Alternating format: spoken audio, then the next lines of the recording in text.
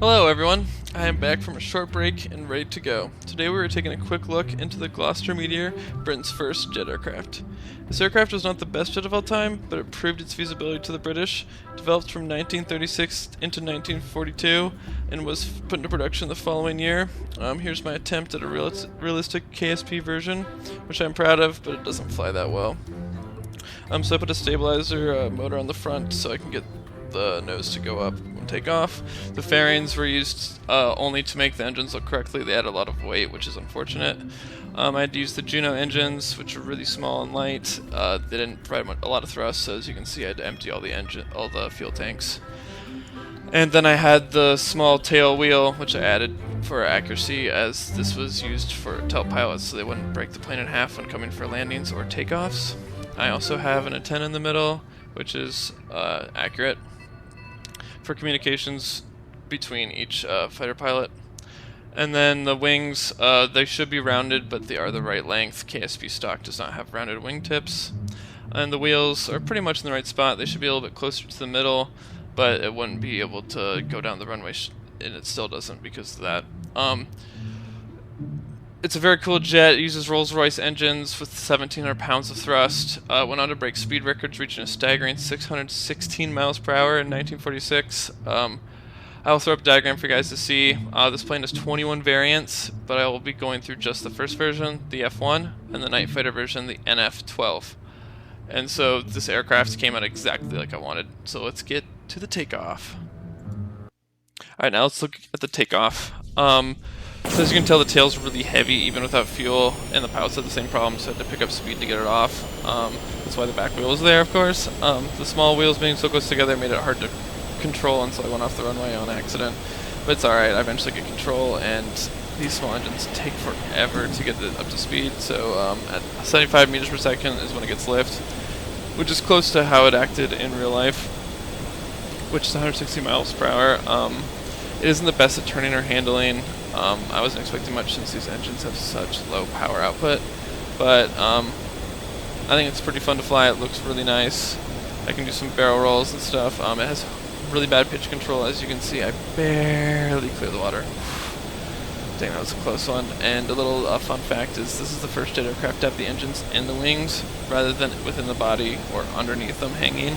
And that's how the Nazis did it, but the British found more performance and ergonomics using it through the wings. And so now we're going to go to the takeoff, but faster. And I created a version with Weasley engines, which give like 8 times more thrust, and so this plane actually acts like it's supposed to, as we get a nice flyby of the KSP center. It has a max speed topping out at 600 miles per hour. Which is unheard of in this time besides the Nazi Me-262. So an issue with these planes early on was the fuel consumption actually, and the engines were highly inefficient, and this reduces range to 600 miles per hour, which is really low compared to most other aircraft which had 1,000 miles for interception.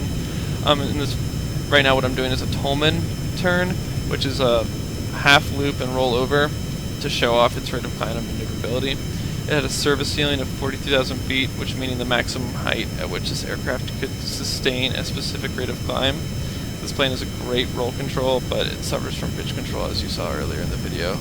And I try and do a little dive bomb showcase here for you guys, and if you continue to watch, it does not go well. But I do some barrel rolls to kind of keep it spicy. And as you can tell, I'm trying to pull up. Little roll, trying to pull up. Come on, full thrust to try and pull up. Yeah, it just did not go the way I wanted it to. Alright, so now let's look at the drop tank variations.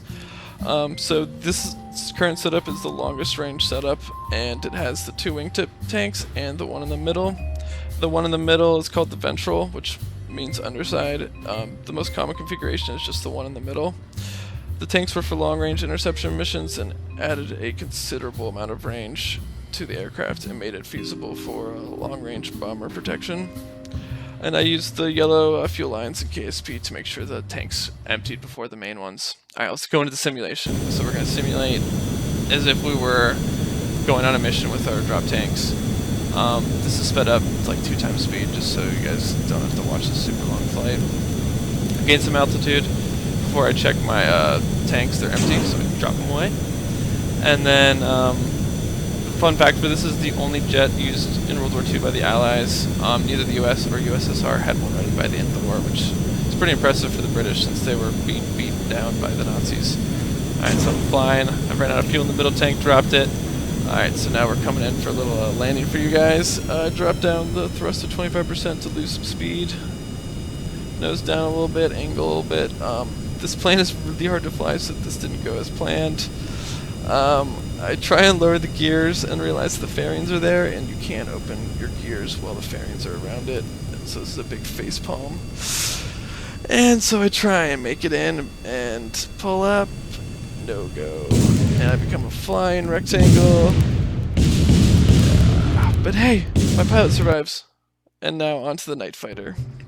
Alright, so this is the NF-12 version. It's the Night Fighter version. It replaced the de Havilland Mosquito as a Night Fighter. They lengthened the body at the front. It made it a two-seater and kept the ventral tank in the middle. I made the tail more realistic using the fairing. This aircraft was put into service in 1953, so about 7 years after the original, and used a state-of-the-art radar system called the APS-21 developed by the US. As we switch over to takeoff, this plane has upgraded engines and reinforced wings and a larger tail fin for extra support for night missions. And this is all I have for you guys today. Thank you so much for watching. I really appreciate the support, and I hope you enjoyed the video. I almost forgot to bring this up. So someone asked about the content warning at the beginning, and that's there as a heads up to you guys and a way to show that I'm only interested in the technology and simulation aspects of these topics. I in no way agree with how these groundbreaking machines were used against people, and I just want to get that out. Please let me know what I can change with the videos to make them better. As you can see, I made a mistake with the drop tanks and fairings. They came off at the same time. Oops! Alright, talk to you guys later.